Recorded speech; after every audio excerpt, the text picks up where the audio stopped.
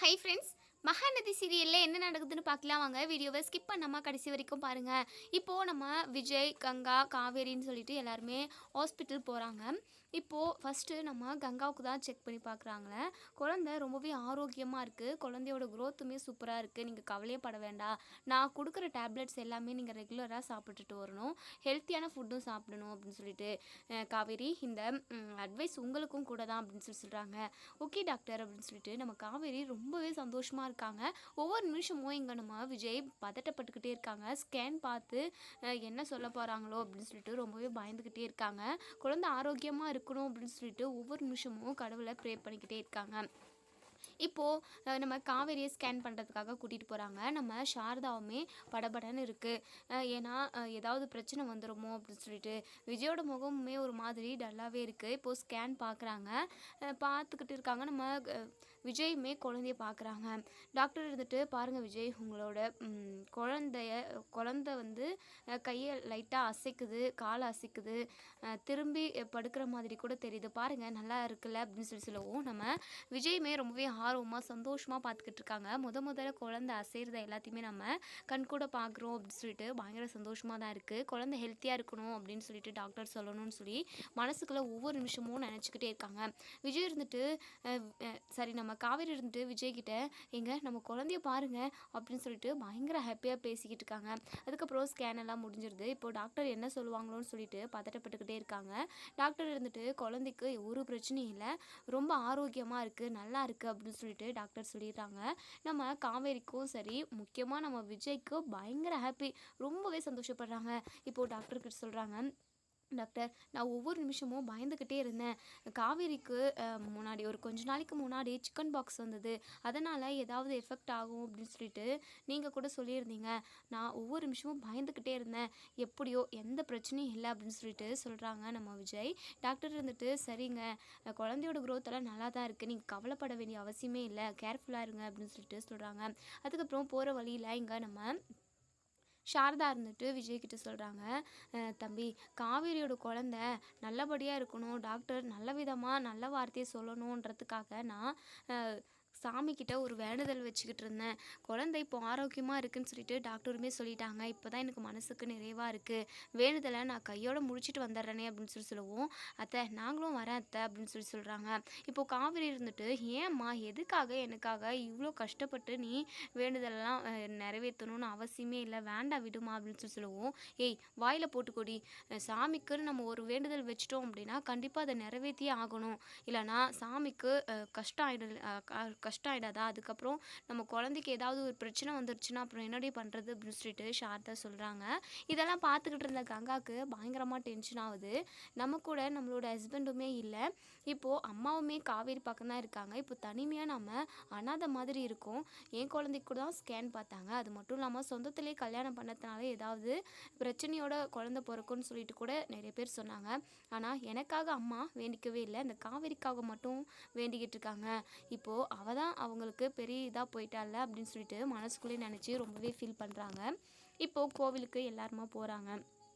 நம்ம சாரதாவுமே வேண்டிக்கிட்ட அந்த வேண்டுதலை நிறைவேற்றிடுறாங்க. ரொம்பவே டயர்டாயிடுறாங்க. அத்தை எதுக்காக அத்தை நீங்கள் இவ்வளோ கஷ்டப்பட்டு இவ்வளோ பெரிய வேண்டுதலை நீங்கள் வேண்டிக்கிறீங்க அப்படின்னு சொல்லிட்டு விஜயுமே கேட்குறாங்க. தம்பி இதில் போய் என்ன தம்பி, பிறக்க போகிற குழந்த பூமியை வந்து முதல்ல பார்க்குறப்போ அது ஆரோக்கியமாக நல்லா இருக்கணும்ல, அது வாழ்க்கையை நல்லபடியாக அது வாழ்ந்துக்கணும்ல, நம்மனா கூட நான் வாழ்ந்து முடிச்சவ, என் வாழ்க்கை எப்படி போனால் என்ன, குழந்த எந்த ஒரு பிரச்சனையும் இல்லாமல் பிறக்கணுன்றதுக்காக தான் நான் வேண்டிக்கினேன், இதெல்லாம் ஒரு கஷ்டமே இல்லை தம்பி அப்படின்னு சொல்லிட்டு நம்ம சாரதா வந்து சொல்கிறாங்க. இப்படி 3 பேருமா ரொம்பவே பாசமாக பேசிக்கிட்டு இருக்காங்க. நம்ம கங்காவுக்கு பயங்கரமாக டென்ஷன் ஆகுது.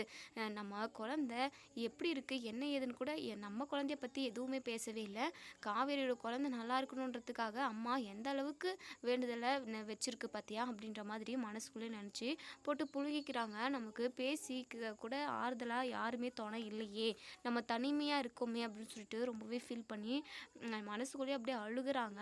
அதுக்கப்புறம் இங்கே சரி வேண்டுதல் முடிச்சாச்சு நம்ம கிளம்பலாம் அப்படின்னு சொல்லிட்டு சாரதா சொல்கிறாங்க. ஆமாம் அத்தை நீங்கள் ரொம்ப டயர்டாக இருப்பீங்க, ரெஸ்ட் எடுப்பீங்க வாங்க அப்படின்னு சொல்லிட்டு போய்கிட்டு இருக்க நேரத்தில் இங்கே சாமியார் ஒருத்தவங்க வராங்க.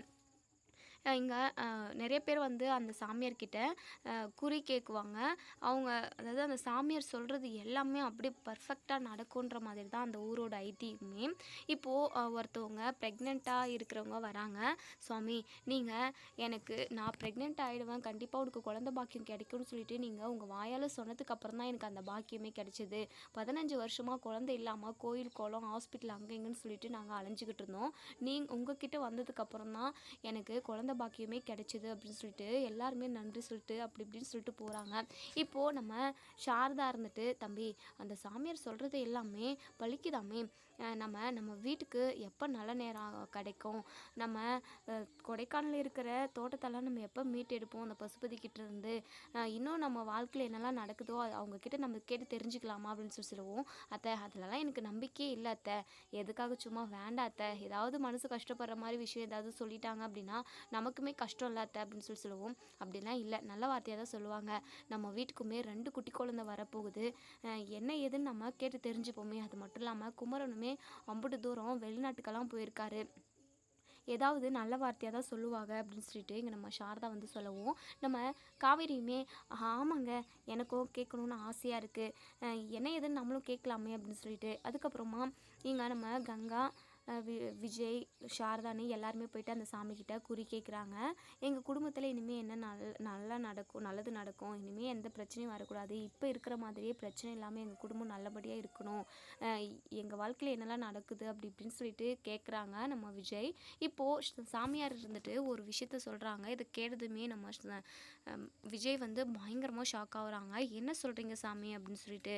ஆமாம், நான் சொல்கிறது நடந்தே தீரும், உனக்கு வாரிசாக போகிற குழந்தை கண்டிப்பாக இந்த பூமியை பார்க்கறதுக்குள்ளவே அது இல்லாமல் மறைஞ்சி போயிடும், இறந்து போயிடும் அப்படின்னு சொல்லிட்டு சொல்கிறாங்க. இதை கேட்டதுமே நம்ம விஜய்க்கு ரொம்பவே மனசு கஷ்டமாக இருக்குது, பயங்கரமாக கோவம் வருது.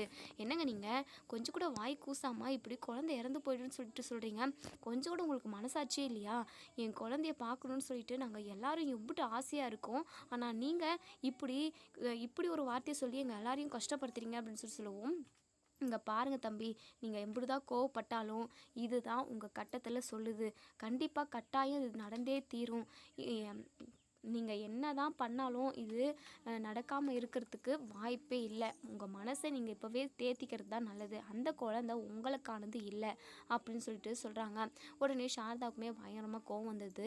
தம்பி, நாளைக்கு என்ன நடக்கும் அப்படின்றத நம்ம தெரிஞ்சுக்கிறதுக்காக வந்தோம், நீங்கள் சொன்ன மாதிரி எனக்குமே இந்த ஜாதகத்துலலாம் இப்போது நம்பிக்கை விட்டு போயிடுச்சு, என்னமோ இந்த ஆள் நல்லதை சொல்லுவாங்க அப்படின்னு சொல்லிட்டு வந்தால் இப்படிலாம் சொல்லி நம்ம மனசை கஷ்டப்படுத்திட்டாங்க, வேண்டாம் தம்பி, வாங்க நம்ம வீட்டுக்கு போகலாம் அப்படின்னு சொல்லவும், இங்கே அந்த சாமியார் வந்து பயங்கரமாக சிரிச்சுக்கிட்டே இருக்காங்க.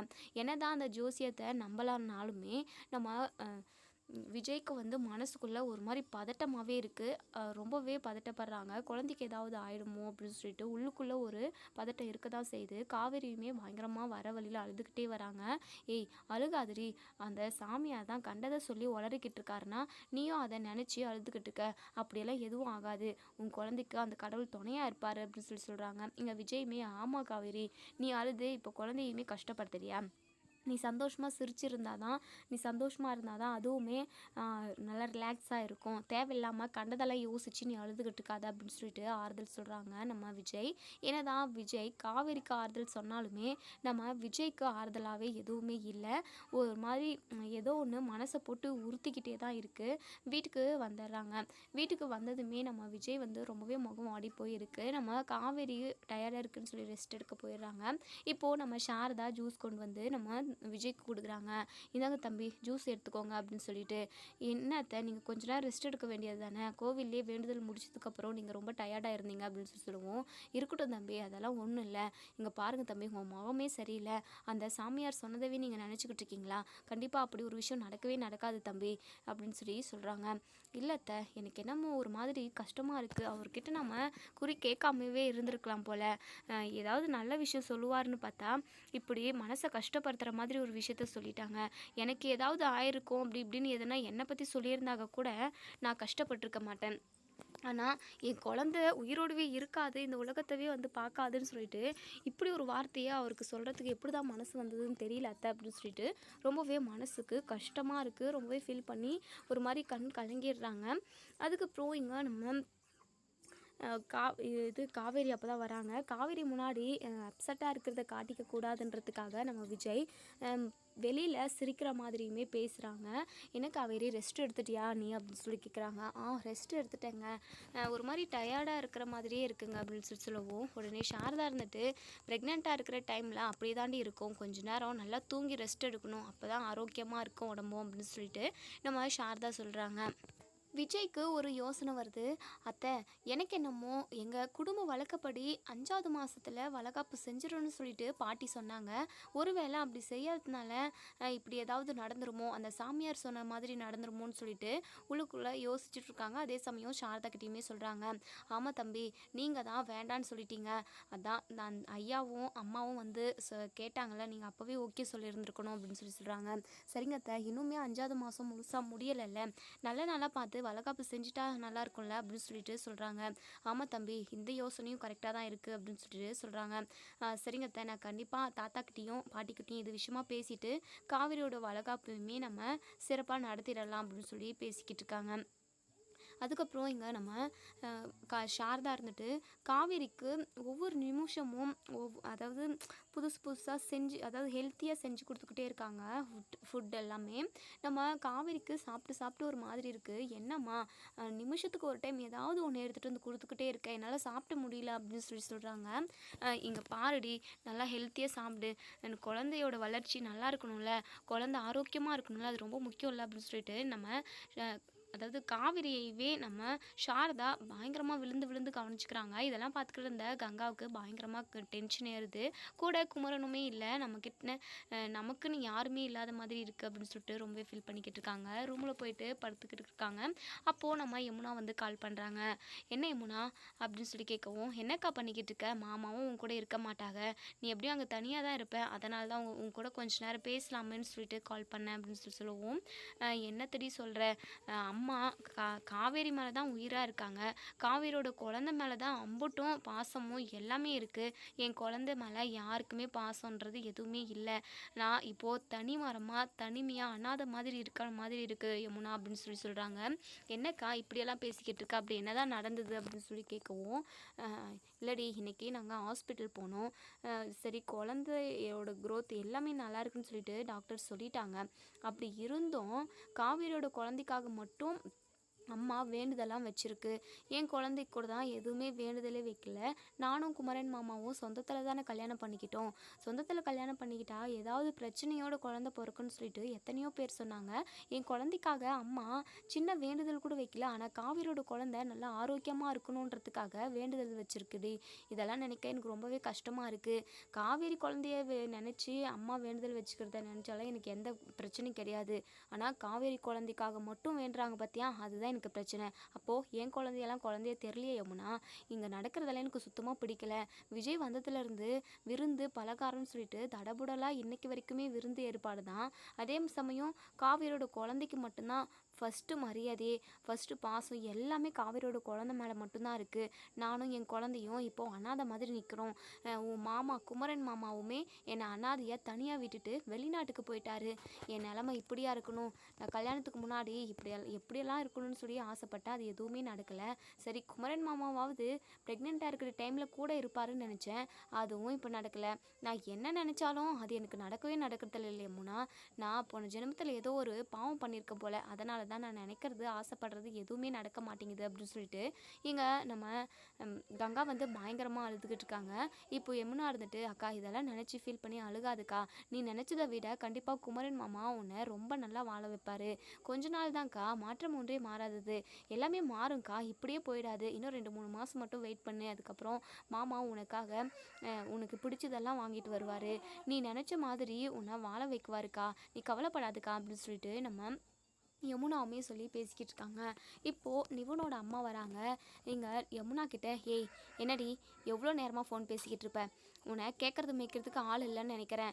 ஒழுங்காக போயிட்டு கிச்சனெல்லாம் க்ளீன் பண்ணிவிட்டு சாப்பாடு செய்ய அப்படின்னு சொல்லவும் உடனே நம்ம யமுனா இருந்துட்டு அக்கா நான் அப்புறம் பண்ணுறேன் அப்படின்னு சொல்லிட்டு ஃபோனை கட் பண்ணிடுறாங்க. இப்போது இங்கே பாருங்கள், உங்களுக்கு என்ன தான் பிரச்சனை? இத்தனை நாளாக நீங்களே சமைச்சு நீங்களும் உங்கள் மகனும் சாப்பிடுவீங்க.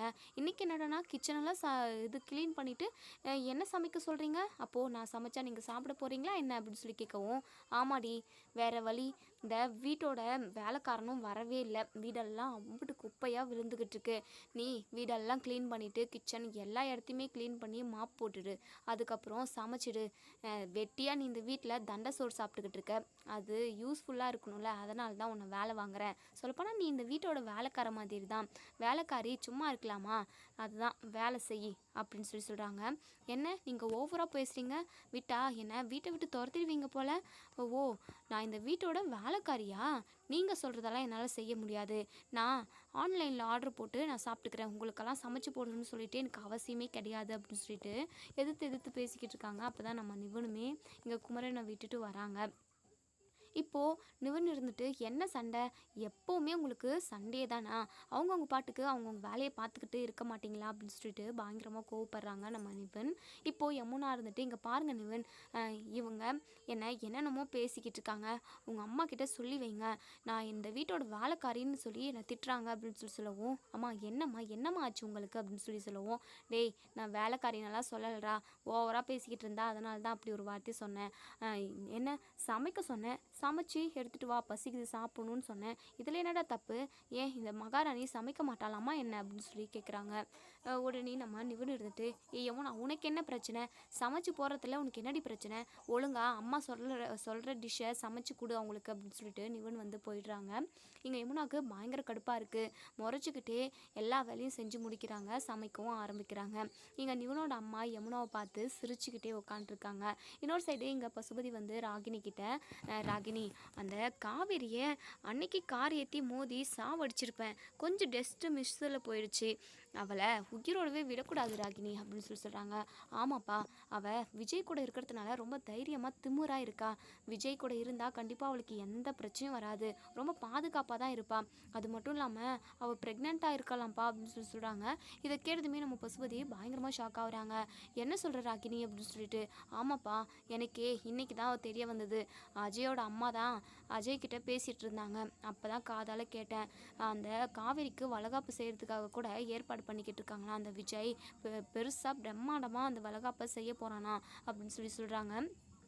இதை கேட்டதுமே இங்கே பசுபதிக்கு பயங்கரமாக டென்ஷன் ஆகுது.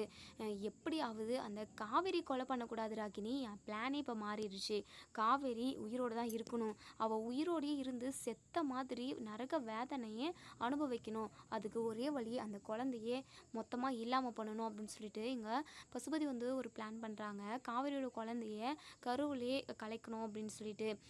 இங்கே நம்ம ராகினியுமே சூப்பர் ஐடியாப்பா, ஆனால் என்னதான் இருந்தாலும் குழந்த இங்கே பாருமா, குழந்த அது இதனால பார்க்கக்கூடாது, சின்னதாக முளைக்கிறப்பவே பிடுங்கி போட்டுருணும், நாளைக்கு காவேரியோட 8 மடங்கு அந்த குழந்த பாயும், அன்னைக்கு நம்ம தான் கஷ்டப்பட்டுக்கிட்டு இருக்கணும், இந்த காவேரியையும் விஜயையுமே நம்மளால் சமாளிக்க முடியல, விஜய் நம்ம ராகவை தூக்கிட்டு போயிட்டு கடத்தி கொண்டு போயிட்டு அவனை எம்பிட்டு கஷ்டப்படுத்தினாங்க, இதுக்கெல்லாம் சேர்த்து வச்சு மொத்தமாக அவங்க அனுபவிக்கணும்ல, இந்த காவேரி காலம் ஃபுல்லாக கஷ்டப்படணும், குழந்தைய நினச்சி ஒவ்வொரு நிமிஷமும் அவள் உயிரோடு சாகணும், அந்த அளவுக்கு மரண வலின்னா அது ஒன்று தான், அவளோட குழந்தையே இல்லாமல் பண்ணுறது அப்படின்னு சொல்லிட்டு எங்கள் பசுபதி வந்து சொல்கிறாங்க.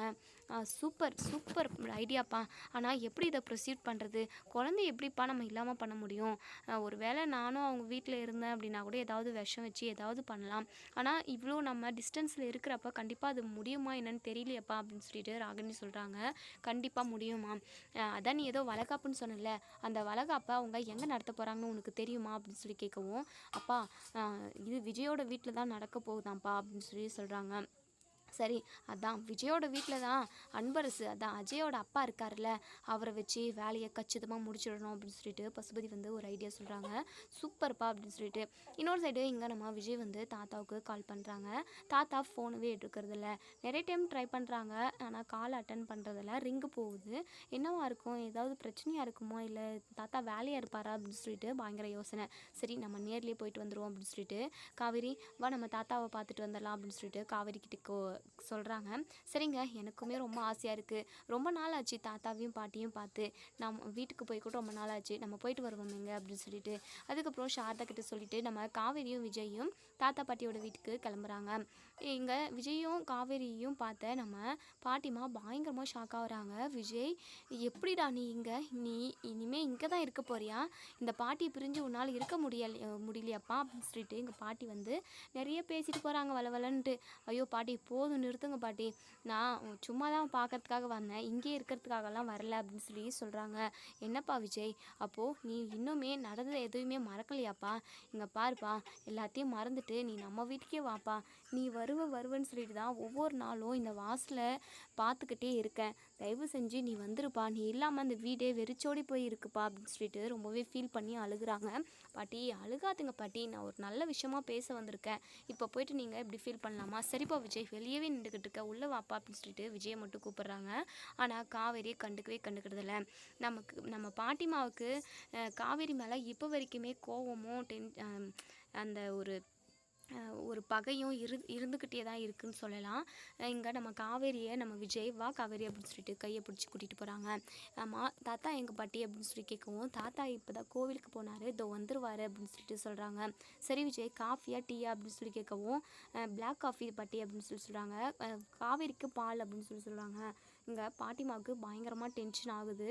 இவளுக்கு பால் வேறு ஊற்றி கொடுக்கணும், இவளால் தான் என் பேரன் என்னை விட்டுட்டு போனான், என் பேரனை என்கிட்டருந்து பிரித்து கூட்டிகிட்டு போயிட்டா, இவளை பார்க்கவே எனக்கு டென்ஷனாக இருக்குது அப்படின்ற மாதிரி மனசுக்குள்ளேயே நினைக்கிறாங்க. ஆனால் அதை வெளிக்காட்டிக்கிறதுல எங்கே காவேரி ஏதாவது சொன்னால் விஜய்க்கு கோவம் வந்துருமோன்னு சொல்லிட்டு ஒரு பயத்தில் நம்ம பாட்டிமா வந்து எதுவுமே வெளிக்காட்டிக்காமல் உள்ளுக்குள்ளேயே வச்சுக்கிறாங்க. அதுக்கப்புறம் போயிட்டு காவேரிக்கு பால் காய்ச்சி எடுத்துகிட்டு வராங்க. அதே சமயம் நம்ம விஜய்க்கு பிளாக் காஃபி போட்டு கொடுத்துக்கிட்டு இருக்காங்க. இப்படியே உட்காந்து பேசிக்கிட்டு இருக்க நேரத்தில் நம்ம தாத்தாவுமே வந்துடுறாங்க. விஜயை பார்த்ததுமே ரொம்பவே சந்தோஷமாக வந்து விஜயை கட்டி பிடிச்சிக்கிறாங்க தாத்தா. விஜய், என்னடா அதிசயமாக இருக்குது, எப்படியோ வந்துட்டடா அப்படின்னு சொல்லுவோம். தாத்தா உங்ககிட்ட ஒரு முக்கியமான விஷயம் பேசணுன்றதுக்காக தான் வந்தேன் தாத்தா, உங்களுக்கு நிறைய டைம் கால் பண்ணாங்க, ஆனால் நீங்கள் கால் அட்டன் பண்ணல அப்படின்னு சொல்லுவோம். ஃபோனில் சார்ஜர் இல்லைப்பா, அதான் சார்ஜர் வீட்டிலே போட்டுட்டு நான் கோவிலுக்கு போயிட்டு வந்தேன், ஒரு மாதிரி மனசு கஷ்டமாக இருக்கிற மாதிரி இருந்தது, அதனால தான்ப்பா அப்படின்னு சொல்கிறாங்க. சரிங்க தாத்தா, உட்காருங்க வாங்க தாத்தா, என்ன கஷ்டம் உங்களுக்கு அப்படின்னு சொல்லுவோம். என்னப்பா இப்படி கேட்குற, நீ இருக்கிற வரைக்கும் அது எவ்வளோ பெரிய கஷ்டமாக இருந்தாலும் அதை அவ்வளோவா நான் என் மனசுக்குள்ளே போட்டு கஷ்டப்படுத்திக்க மாட்டேன், நீ இல்லைன்ற ஒரே ஒரு கவலை தான்ப்பா அப்படின்னு சொல்கிறாங்க. தாத்தா என்னவே நினச்சிக்கிட்டு இருக்காதீங்க தாத்தா அப்படின்னு சொல்லுவோம். வேறு என்னடா எங்களுக்கு சந்தோஷம் இருக்குது, நீ தாண்டா எங்கள் உலகமே, அப்படி இருக்கிறப்ப வேறு எதை நினச்சி நாங்கள் கவலைப்பட போகிறோம், நீ மட்டும் எங்கள் கூடவே இருந்தா அப்படின்னா அந்த சந்தோஷமே எனக்கு ஒன்றே போதுண்டா, வேறு எதுவுமே வேண்டாம் அப்படின்னு சொல்கிறாங்க. சரிங்க தாத்தா, காவேரிக்கு 5வது மாதம் வளகாப்பு நம்ம வீட்டிலே பண்ணிடலாமா அப்படின்னு சொல்கிறாங்க. உடனே பாட்டிமா இருந்துட்டு, என்னப்பா விஜய் திருதிப்புன்னு வந்து இப்படி சொல்கிறேன், நான் ஏற்கனவே இதை பற்றி தான் நான் வீட்டுக்கு பேசுகிறதுக்காக வந்தேன், அதெல்லாம் ஒன்றும் வேண்டாம், 7வது மாதம் இல்லை 9வது மாதத்துக்கே செஞ்சுக்கலாம் அப்படின்னு சொல்லிட்டு எங்களை திருப்பி அனுப்பிட்டு இப்போது திரும்பவும் நீ வந்திருக்கியாப்பா அப்படின்னு சொல்லி கேட்கவும், அதில் ஒன்றும் இல்லை பாட்டி, என்னமோ செய்யணும்னு தோணுச்சு அப்படின்னு சொல்கிறாங்க. உடனே தாத்தா இருந்துட்டு, கல்யாணி அதான் விஜயே செய்யலான்னு சொல்கிறான்ல, உனக்கு என்ன பிரச்சனை, நம்ம குடும்ப வழக்கப்படி அந்த வளகாப்பை 5வது மாதத்துல தான் செய்யணும், அப்படி செய்யலைன்னா ஏதாவது பிரச்சனை வரும், ஏதாவது எக்குத்தப்பாக நடக்கும், அதுக்காக தான் நம்ம வழக்கத்தை நம்ம எப்போவுமே கரெக்டாக செஞ்சிடணும் அப்படின்னு சொல்கிறாங்க. உடனே விஜய் இருந்துட்டு, ஆமாம் தாத்தா நீங்கள் சொல்கிறது ரொம்பவே கரெக்டு, நாங்கள் இன்றைக்கி ஒரு கோவிலுக்கு போயிருந்தோம், அங்கே ஒரு சாமியார் இருந்துட்டு, உன் குழந்தை கண்டிப்பாக இந்த உலகத்தவே வந்து பார்க்காது, உலகத்தை பார்க்குறதுக்கு முன்னாடியே அது போய் சேர்ந்துரும் அப்படி இப்படின்னு சொல்லிட்டு என்னென்னமோ சொல்லிட்டாரு, எனக்கு ரொம்பவே மனசு கஷ்டமாயிடுச்சு தாத்தா, ஒருவேளை நம்ம வீட்டு வழக்கப்படி இதை செய்யாமல் இருந்தால் அப்படி ஆகிடுமோ, செஞ்சால் கண்டிப்பாக அதுக்கு எதுவும் ஆகாதுன்னு சொல்லிட்டு உள்ளுக்குள்ளே தோணிக்கிட்டே இருந்தது, அதனால தான் தாத்தா நான் வந்தேன் அப்படின்னு சொல்கிறாங்க. உடனே நம்ம தாத்தா இருந்துட்டு, இங்கே பார்பா விஜய், அப்படியெல்லாம் எதுவும் நடக்காது, உன் நல்ல மனசுக்கு எல்லாமே நல்லதாகவே தான் நடக்கும் அப்படின்னு சொல்லிட்டு நம்ம தாத்தாவுமே சொல்கிறாங்க. தாத்தா சொன்ன மாதிரி விஜயோட குழந்தைக்கு எதுவும் ஆகக்கூடாது, பசுபதி என்னதான் சூழ்ச்சி பண்ணாலுமே அதையும் தாண்டி நம்ம விஜயோட குழந்தை இந்த உலகத்தை பார்க்கணும், விஜய் காவேரி நம்ம அவங்க குழந்தை, அதாவது விஜயோட குழந்தைன்னு சொல்லிட்டு அவங்க எல்லாருமா சேர்ந்து சந்தோஷமாக இருக்கணும்னு நினைக்கிறவங்க இந்த வீடியோக்குள்ள ரெட் கலர் ஹார்ட்டை கமெண்ட் பண்ணி விடுங்க. இப்போது நம்ம கல்யாணி இருந்துட்டு, சரிப்பா விஜய், நீ சொன்ன மாதிரியே நம்ம வளைகாப்ப செஞ்சிடலாம் அப்படின்னு சொல்றாங்க. சரிங்க பாட்டி, நீங்கள் நம்ம குடும்ப ஜோசியரை பார்த்து நாள் குறிச்சிடுங்க. அதுக்கான ஏற்பாடு எல்லாமே பண்ணிடலாம். நீங்கள் என்னைக்கு அப்படின்னு சொன்னால் ஒரு 2-3 நாளைக்கு முன்னாடியே நாங்கள் இங்கே வரோம் அப்படின்னு சொல்கிறாங்க. உடனே நம்ம பாட்டிமா இருந்துட்டு, இங்கே இருப்பா விஜய், உன்கிட்ட ஒரு முக்கியமான விஷயம் பேசணும். இங்கே பாருப்பா, இந்த பாட்டி பண்ணினது ரொம்ப ரொம்ப தப்பு தான். என் பேரன் சந்தோஷமாக இருக்கணும், என் பேரன் எந்த பிரச்சனையிலையும் போய் கூடாது, வேறு யாராலும் என் பேரனுக்கு எந்த ஒரு பிரச்சனையும் வரக்கூடாதுன்றதுக்காக தான் நான் காவேரியை உங்ககிட்டருந்து பிரிக்கணும்னு நினச்சேன். காவேரியால் நிறைய பிரச்சனையை நீ அனுபவிச்சிட்டப்பா, அதை பார்த்துக்கிட்டே என்னால் சும்மா இருக்க முடியல. அதனால தான் அப்படி ஒரு விஷயத்த யோசித்து நான் என்னென்னமோ பண்ணிட்டேன். நான் பண்ணினது ரொம்ப தப்பு தான்ப்பா. நீ நம்ம வீட்டுக்கே வந்துடுப்பா, நம்ம வீட்டில் இருக்கிறது தான்ப்பா நான் மரியாதை. சரி, இந்த வீட்டை விட்டு தூக்கி போட்டுட்டு போயிட்டோமே, திரும்ப வந்தால் யாராவது ஏதாச்சும் நினைப்பாங்களோ அப்படின்னாலாம் எதுவும் நினைக்காதப்பா விஜய். நீ வேண்டவே வேண்டான்னு சொல்லிட்டு போனாலுமே கண்டிப்பாக இந்த சொத்து பத்து, இந்த தாத்தா பாட்டி எல்லாருமே உனக்கு தான்ப்பா, உந்துப்பா இது எல்லாமே அப்படின்னு சொல்லிட்டு நம்ம கல்யாணி சொல்கிறாங்க. இப்போது நம்ம தாத்தா இருந்துட்டு, சரி விடுங்க, அதை இதே எதுக்காக பேசிக்கிட்டு, விஜய் நீ சொன்ன மாதிரியே நம்ம வளகாப்பு அரேஞ்ச்மெண்ட் எல்லாமே ஸ்டார்ட் பண்ணிடலாம். நான் நம்ம குடும்ப ஜோசியர்கிட்ட நாள் எந்த நாள் இது நல்ல நாளாக இருக்குன்னு சொல்லிட்டு கேட்டு சொல்கிறேன்ப்பா அப்படின்னு சொல்கிறாங்க. சரிங்க தாத்தா, நாங்கள் கிளம்புறோம் அப்படின்னு சொல்லிட்டு சொல்லுவோம். உடனே இங்கே நம்ம தாத்தா இருந்துட்டு, என்னப்பா இப்போ தான் வந்தீங்க, அதுக்குள்ளே கிளம்புறீங்களா அப்படின்னு சொல்லி ரொம்பவே ஃபீல் பண்ணி கேட்குறாங்க. தாத்தா, எல்லாமே சரியாயிடும் தாத்தா, நீங்கள் ஃபீல் பண்ணாதீங்க. இப்போது குமரனுமே வெளிநாட்டுக்கு போயிட்டுருக்காரு, அங்கே யாருமே இல்லை. காவிரியோட ஃபேமிலியை நான் தான் குமரனோட இடத்துல இருந்து பார்த்துக்கணும். ப்ளீஸ் தாத்தா, என்ன இங்கே இருக்க சொல்லாதீங்க அப்படின்னு சொல்கிறாங்க. அதுக்கப்புறம் இங்கே நம்ம தாத்தாவும் பாட்டிமாவும் சரிப்பான்ற மாதிரி சொல்லிடுறாங்க. இங்கே விஜயும் காவேரியும் கிளம்பி இப்போது அவங்க வீட்டுக்கு போயிடுறாங்க. கல்யாணம் இருந்துட்டு பார்த்தீங்களாங்க, காவேரியோட குடும்பத்தை பார்த்துக்கணுமா. அப்போது நம்மலாம் அவனுக்கு கண்ணுக்கு தெரியாமல் போயிட்டோம்ல. காவேரி எந்த அளவுக்கு விஜயை மாற்றி வச்சிருக்கான்னு பார்த்தீங்களாங்க. நம்ம பேரனை நம்மக்கிட்ட இருந்து அவள் பிரிச்சுட்டா அப்படின்னு சொல்லிட்டு இங்கே கல்யாணியாக அழுகுறாங்க. இங்கே நம்ம தாத்தா இருந்துட்டு, சரி விடு கல்யாணி, என்ன நடக்க இருக்குதோ அதுதான் நான் நடக்கும் அப்படின்னு சொல்லிட்டு ஆறுதல் சொல்கிறாங்க. இன்னொரு சைடு இங்கே நம்ம சாரதா இருந்துட்டு, போனவங்க வருவாங்களா மாட்டாங்களான்னு சொல்லிட்டு வாசலவே பார்த்துக்கிட்டு இருக்காங்க. ஏன்னா அங்கேயே நின்றுட்டாங்க அப்படின்னா நம்ம வீட்டில் யாருமே இல்லாமல் போயிடுவாங்களே. குமரன் தம்பியுமே வெளிநாட்டுக்கு போயிட்டுருக்காரு. இந்த டைமில் விஜய் தம்பி தான் அந்த வீட்டை பார்த்துப்பாரு அப்படின்னு சொல்லிட்டு நினச்சிக்கிட்டு இருந்தேன். அவங்களும் வருவாங்களா மாட்டாங்களான்னு தெரியலேன்னு சொல்லிட்டு வாசலவே பார்த்துக்கிட்டு இருக்காங்க. இங்கே கங்கா இருந்துட்டு, என்னம்மா வெளியவே பார்த்துக்கிட்டு இருக்க, யாரை பார்த்து இது பண்ணிக்கிட்டு இருக்க அப்படின்னு சொல்லவும், இல்லடி விஜய் தம்பியும் காவேரியும் அவங்க வீட்டுக்கு போயிட்டு வரேன்னு சொல்லி சொன்னாங்க, இன்னுமே வரல அப்படின்னு சொல்கிறாங்க. உடனே நம்ம கங்கா இருந்துட்டு, போனால் போகட்டும் வீடு, அவங்க வீட்டுக்கு தானே போகிறாங்க, இதில் என்ன உனக்கு கஷ்டம் அப்படின்னு சொல்லவும், இல்லடி குமரன் தம்பியுமே இப்போ இல்லை, இப்போது விஜய் தம்பியாவது நம்ம கூட இருக்கணும்ல, அப்போ தானே கொஞ்சம் மனசுக்கு திருப்தியாக இருக்கும் அப்படின்னு சொல்லிட்டு சொல்கிறாங்க. உடனே கங்கா இருந்துட்டு, என்னம்மா ஓவராக தான் பண்ணிக்கிட்டு இருக்க, காவேரியோட குழந்தைக்கு மட்டும் வேண்டுதெல்லாம் வச்சுக்கிற, ஆனால் என் குழந்தைய பற்றி உனக்கு எந்த கவலையும் இல்லைல்ல. இப்போது விஜயும் காவேரியும் எங்கேயோ போயிட்டாங்களாம், அவங்க வர்றதுக்காக நீங்கள் வாசலவே பார்த்துக்கிட்டு இருக்கீங்க, இதெல்லாம் ஓவராக தெரியுதுமா. இங்கே பாருமா, அப்போது ஏன் மேலேயும் என் குழந்தை மேலேயும் உங்களுக்கு எந்த ஒரு அக்கறையுமே இல்லையா அப்படின்னு சொல்லிட்டு கங்கா வந்து கோவப்படுறாங்க. என்ன கங்கா, எதுக்கு எடுத்தாலும் நீ சண்டை போடுற மாதிரி தான் பேசிக்கிட்டு இருப்பியா, இதெல்லாம் எனக்கு கொஞ்சம் கூட பிடிக்கல கங்கா அப்படின்னு சொல்லவும், ஆமாம்மா, என்னை உனக்கு பிடிக்க தான் பிடிக்காது, என் புருஷனும் என்னை தனியாக விட்டுட்டு போயிட்டாரு, நீயும் விஜய் தம்பி காவேரின்னு சொல்லிட்டு தான் அவங்க பின்னாடியே போகிற, அப்போது நான் மட்டும் அனாதை மாதிரி இந்த வீட்டில் இருக்கணுமா, நானும் எங்கேயாவது போய் தொலைகிறேன் அப்படின்னு சொல்லிட்டு சொல்லவும், பாட்டிமா இருந்துட்டு, ஏ கங்கா எதுக்காகடி இப்படியெல்லாம் பேசிக்கிட்டு இருக்க அப்படின்னு சொல்லிட்டு இங்கே நம்ம பாட்டிமாவும் சொல்கிறாங்க, நீ சும்மா இரு பாட்டி, எனக்கு ரொம்பவே மனசு கஷ்டமாக இருக்குது. அப்போது என் குழந்தைய பற்றி கொஞ்சம் கூட அம்மாவுக்கு அக்கறையே இல்லைல்ல, காவேரியோட குழந்தை மட்டும் நல்லபடியாக பிறந்தா போதும், ஆனால் நான் எக்கேடு கெட்டு போனால் என்ன அப்படின்னு சொல்லிட்டு இங்கே நம்ம கங்கா வந்து பயங்கரமாக டென்ஷன் ஆகிறாங்க. அந்த டைமில் எங்கள் விஜயும் காவேரியும் வந்துடுறாங்க. இப்போது கங்கா சைலண்ட்டாக ரூமுக்கு போயிடுறாங்க. உடனே காவேரி இருந்துட்டு, என்னம்மா கங்காக்காவோட முகமே சரியில்லை, மாமாவை நினச்சி வருத்தப்பட்டுக்கிட்டே இருக்காளா அப்படின்னு சொல்லி கேட்கவும், அவள் கிடக்குறா விடுடி அப்படின்னு சொல்லிட்டு, சரி வீட்டில் என்ன சொன்னாங்க அப்படின்னு சொல்லி கேட்கவும், அத்தை இது வளகாப்பு நடத்திடலாம், அதுக்கான ஏற்பாடெல்லாம் பண்ணலான்ற மாதிரி தான் தாத்தாவும் பாட்டியும் சொல்லியிருக்காங்க அப்படின்னு சொல்லி நம்ம விஜய் சொல்கிறாங்க. சரிப்பா தம்பி, நம்ம நல்ல நாளை பார்த்து செஞ்சுருவோம் அப்படின்னு சொல்லிட்டு பேசிக்கிட்டு இருக்காங்க. இன்னொரு சைடு கங்காவுக்கு பயங்கரமாக கோவம் வருது. ஏன் கங்காக்கா உள்ளே போயிட்டா, நான் கூட்டிகிட்டு வரேன் அப்படின்னு சொல்லிட்டு இங்கே காவேரி போகவும், உடனே நம்ம சாரதா இருந்துட்டு, காவேரி அங்கே போகாத, ஏதாவது உன்னை பேசி அவள் கஷ்டப்படுத்துவா, அதுக்கப்புறம் உன் மனசு கஷ்டமாகும், வேண்டாவா, உன் வயிற்று வயித்துல வளர்ற குழந்தையுமே சந்தோஷமாக இருக்கணும்ல, ஆரோக்கியமாக இருக்கணும், நீ அது கஷ்டப்படாமல் இருக்கணும். நீ கங்கா கிட்ட பேச போன அப்படின்னா கண்டிப்பாக அவள் ஏதாவது உன்னை சொல்லி உன் மனசை காயப்படுத்திடுவா அப்படின்னு சொல்கிறாங்க. இதை எல்லாத்தையுமே கங்கா உள்ளேருந்து கேட்டுக்கிட்டு தான் இருக்காங்க. இல்லைம்மா கங்காக்கா தனியாக இருக்கா, இங்கே பார் காவேரி நான் சொல்கிறத கேளு, ஃபஸ்ட்டு உன்னுடைய நல்லதை மட்டும் பாரு அப்படின்னு சொல்கிறாங்க. உடனே இங்கே கங்கா உள்ளேருந்து ஓடி வந்து, என்னம்மா ஓவராக தான் பண்ணிக்கிட்டு இருக்க, அப்போது அவள் மனசை நான் கஷ்டப்படுத்திடுவான், அதனால் அவள் காயப்பட்டுருவா, அது வரைக்கும் உனக்கு அவன் அதாவது காவேரி காவேரின்னு சொல்லிட்டு உருகிக்கிட்டு இருக்க, அப்போது இந்த வயிற்றுல தானே என்னையும் பத்த, அப்போது என்னை எங்கேயாவது தவிட்டுக்கு இது வாங்கிட்டு வந்துட்டியா, இல்லை சும்மா அது குப்பையிலேருந்து தூக்கிட்டு வந்துட்டியா, என் மேலே மட்டும் உனக்கு பாசமும் அக்கறையும் கொஞ்சம் கூட கிடையவே கிடையாதுல்ல அப்படின்னு சொல்லிட்டு சண்டைக்கு வராங்க.